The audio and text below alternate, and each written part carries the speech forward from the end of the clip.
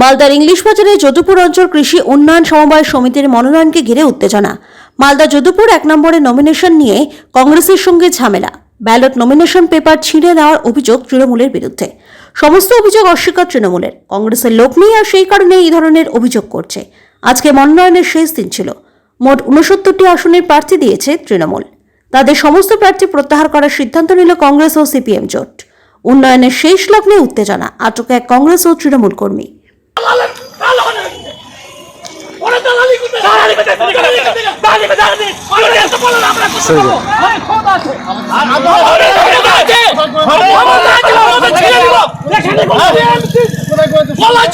ক্ষমতা আছে, পারবেন না তো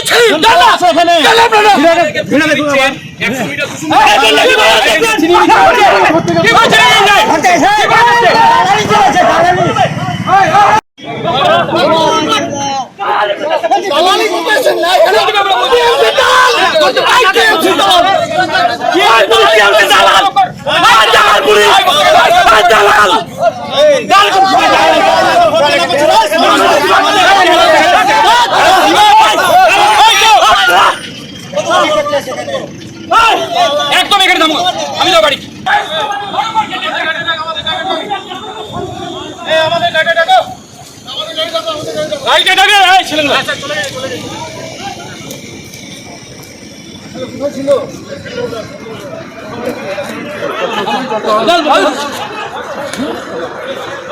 ঢুকে যায় পিছনে কত মার্কে হিট তো পিছনে এই এখন আরে কি না ফাইটটা করে কি এখন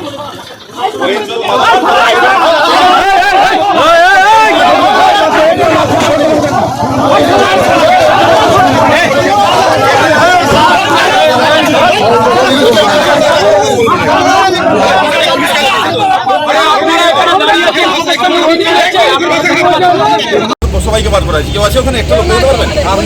কেউ আছে কি ওখানে? তাহলে থানায় কমপ্লেন দিন আপনারা লিখিত।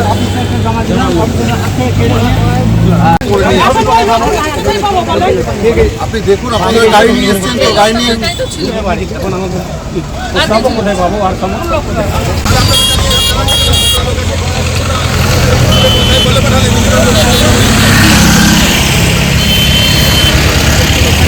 হ্যাঁ, আমরা ছেড়ে দিচ্ছি আর কি। এখানে সময় সমিতির ভোট ছিল ইংলিশ বাজারে, আমাদের যদুপুর ওয়ানে। এখানকার প্রশাসন এবং সরকারের সব হারমান্দ বাহিনী, মাস্টান বাহিনী যেভাবে সকাল থেকে আমাদের যারা ক্যান্ডিডেট হবে তাদের কাছ থেকে জোর করে ফর্ম কেড়ে নেওয়া হচ্ছে, তাদেরকে মারধর করা হচ্ছে এবং যেদিন থেকে শুরু হয়েছে সেদিন থেকে থ্রেটিং চলছে। প্রতিটা ক্যান্ডিডেটকে থ্রেটিং করা হচ্ছে। তারপরেও আমরা এসেছিলাম, আমাদের জেলা কংগ্রেসের পক্ষ থেকে আমি এসেছিলাম, আমাদের এই বামফ্রন্ট সিপিএমের পক্ষ থেকেও জেলা কমিটির লিডাররা সব এসেছিলেন। আমরা এখানে দেখলাম যে প্রশাসন মানে যে ভূমিকা নিয়েছে তাতে এখানে নমিনেশন করা যাবে না।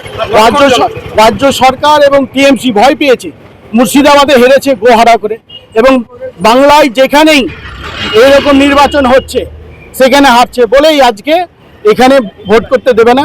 এবং সব থেকে বড় কথা, যেখানে ভোট গণনা মানে কেন্দ্র ছিল, ভোট গ্রহণ কেন্দ্র ছিল, সেই জায়গা পরিবর্তন করে কোন বর্ডারে নিয়ে যাওয়া হয়েছে, সেখানে ভোট লুট করার জন্য। তার আগেই তারা লুট করে নিল। তারা নির্বাচনের আর থাকছি না আমরা এখান থেকে। আমরা প্রার্থী কিছু কিছু দিয়েছি, এখনো সঠিক কটা হয়েছে বলতে পারবো না, তবে আমরা দিয়েছি। আমাদের একজনকে আটক করা হয়েছে অন্যায়ভাবে, কারণ যে লোকটাকে আটক করা হয়েছে ও নাকি পুলিশ প্রশাসনকে গাল দিয়েছে।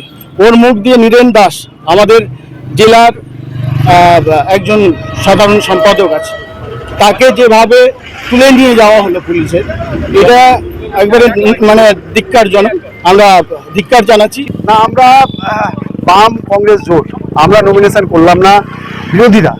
বিরোধীরা যেভাবে রাস্তার উপর আমাদের যেভাবে আক্রমণ করলো, প্রত্যেকটা প্রার্থী যারা প্লাস যারা উইটনেস, যারা সাক্ষী দেবেন প্রার্থী হয়েছেন, তাদেরকে আজকে রাস্তা থেকে তারা আউট করে দিল। পুলিশ নিষ্ক্রিয় ভূমিকা গ্রহণ করেছে, পুলিশের কোনো ভূমিকা ছিল না, কোনো দায়িত্ব ছিল না। সেই জায়গায় দাঁড়িয়ে তৃণমূল কংগ্রেস বহিরাগত কিছু দুষ্কৃতী তাদেরকে নিয়ে এসে আজকে এই ক্যাচালটা করলো। আমরা আমাদের যত প্রার্থী ছিল আমরা সব, কেউ করলো না, অনেকেই করলো না, যারা করেছে তারা উঠবে। একদমই ভিত্তিহীন, পুরোটাই মিথ্যা। ওদের লোক নেই, ওরা নমিনেশন করতে পারছে না, ওই জন্য মিথ্যা কথা বলছে। দিন দিন ধরে নমিনেশন হচ্ছে।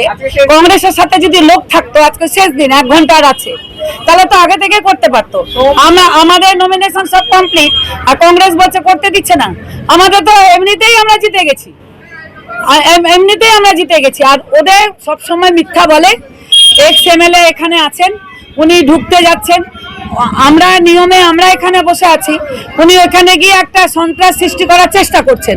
কিন্তু আমরা মামাটি মানুষের সরকার, আমরা আমাদের নেত্রীর নির্দেশ অনুযায়ী আমরা চলি। আমরা কোথাও কাউকে কোনো রকম করে বাধা দিইনি আর দিবও না। 69টা আসন রয়েছে, সব কটা আসনে আমাদের প্রার্থী পরশু দিনই হয়ে গেছে, সোমবার দিনই হয়ে গেছে।